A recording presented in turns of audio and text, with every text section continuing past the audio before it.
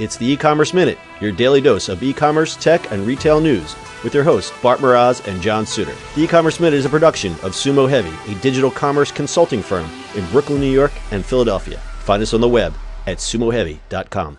It's the E-Commerce Minute for April 9th, 2018. In today's episode, Kohl's Amazon return program is driving traffic. We've got a follow-up to a story we've been following for the last few months. In September, we reported that Kohl stores were piloting a program to allow customers to make Amazon returns at Kohl's stores. The partnership with Amazon, which began in 2017, presents an opportunity for Kohl's to boost foot traffic at its 81 participating locations in Chicago and Los Angeles. Kohl's chairman, president, and CEO Kevin Mansell says the partnership has so far been successful. He told CNBC in an interview, "We're a few months into it, but we know one thing for sure. The experience is amazing and people are using the service," the CEO said, noting that driving traffic has been Kohl's #1 priority for the last 2 years. Mansell said, "If the customer responds, they think it's a great experience, they use the service, but very importantly, it drives incremental traffic, then we're going to look to expand it." But Mansell admitted that Kohl's results were only half the equation. Amazon is also tracking how the Kohl's partnership affects its own business. Mansell also acknowledged that Amazon products and returns are far from the only things driving traffic into Kohl's stores. And as we reported last month, Kohl's has started investing more in its omni-channel strategy and testing flexible formats at its locations by filling vacant real estate with grocery or convenience stores. The company has also been able to stave off closing stores like many of its competitors because its stores are located outside of the mall. Yay!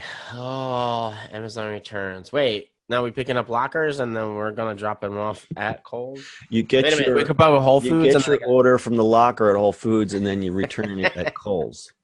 There's nothing complicated about this part. Can we just return it into Whole Foods? That makes no sense. You know, if Whole Foods had the footprint to do it, they probably would. I think you can return stuff to those lockers, I believe. Oh, yeah? Mm-hmm. That would make sense. Right. So these stores aren't just being, I've never seen how the stores are laid out because they're in Chicago and Los Angeles, and I don't live in either of those places, but I would assume that there is a sign by the returns counter, a small little sign that says Amazon returns here. But they also, what they do is they showroom some Amazon products there. That's kind of misleading because there's also little tables that they showroom the Echoes and the Kindles and the shows and all that kind of stuff.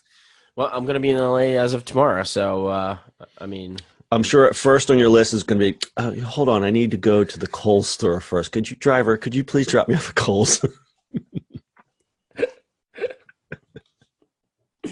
Oh, that's just way too funny. So we follow Kohl's because Kohl's has an interesting thing. They're partnering with partnering with the e-commerce giant. So that's interesting to us. It's also interesting how they're kind of seeing the writing on the wall with a lot of retail and going omni-channel with having the other, to partner. And that the rumor was that a Whole Foods was going to move in there. But yeah, that they're going to partner with other smaller retailers. And I think that is really going to be kind of the future for some of these bigger retailers because those rents are expensive.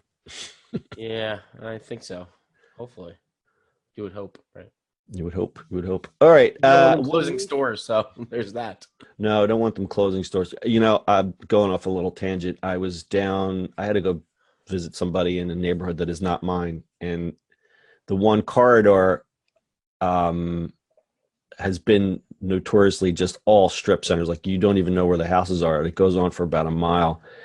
And I hadn't been down there in about a year, and how drastically it had changed because these two strip centers, one strip center, the anchor was Kmart, and the other strip center, the anchor was Toys R Us. And as I'm driving by, the big giant black and yellow store closing signs were on both of those stores, and you could see that strip center was already being picked clean. Like I don't know what's going to happen to these long strips of roads where you have these empty stores, because what happens then is that people look at that and say, well, why would I buy a house in the neighborhood behind there? There's nothing here. It looks like bad news, man. Yeah, that's gonna be rough, right? Because remember where the Walmart is by my parents' house? Mm-hmm. Like if you look at that, the Pizza Hut that was there, I think they're rebuilding it to something else. And there's nothing left. I mean, Superfresh used to be there and it's gone. I think it's like a furniture store now. We But had the exact same thing at Franklin Mills. There was yeah, the Walmart and the Superfresh, and they're both gone. And now the only thing that's happening with that is there's a giant flea market in the parking lot. But I don't think flea markets are going to save the economy. I don't think it's the economy. It's just the reconfiguration of Yeah, what it is. I just hate all this empty real estate. It becomes an eyesore eventually, and it's just downright depressing if you look at it, you know. Yeah, I mean, it's that's not the only place, but you see warehouses do that, like all downtown do it. Like it's kind of like, what do you do with this, right? Actually, our friend Alan has rebuilt in his city. If you haven't watched this yet, he has a fun. He bought a warehouse and rebuilt it into his home in downtown Panama City, which is gorgeous, and it's actually on YouTube, and he has a whole show about it. Yeah, that is really cool. I started watching that. It's called Our Little Warehome. And what he did was he took this, like you said, he took an old abandoned warehouse in Panama City, Florida, where there was really nothing going on, found this interesting little building, bought it for 30 grand, and made a house out of it. And what he did was he thought, well, this is a great opportunity to make a documentary because he's a filmmaker himself, so duh. And went to Lowe's, and they partnered with him, and they made a web series, 10-episode web series on YouTube called Our Little Warehome, and it's under the Lowe's Home Improvement channel. It's really good. And the house is gorgeous after it's The finished. house is gorgeous. I had been following the story on Twitter. Like, he had posted a lot of stuff, and I was casually following it. I didn't know that they were filming a documentary about it, so it's really cool. So if you're into urban planning and that kind of nerdy stuff, this is for you. Yep. Anything else, Bart? That's about it. All right. And as always, show notes are at our website, ecommerceminute.co. We will see you on the internet tomorrow. That's it for today's show. If you like the show, do us a favor and subscribe, or leave us a review on iTunes. And don't forget, you can now listen to the e-commerce minute on your Amazon device. Just add e-commerce minute to your flash briefing. And finally, if you have a comment or suggestion, or just want to say hi, find us on social media at Sumo Heavy.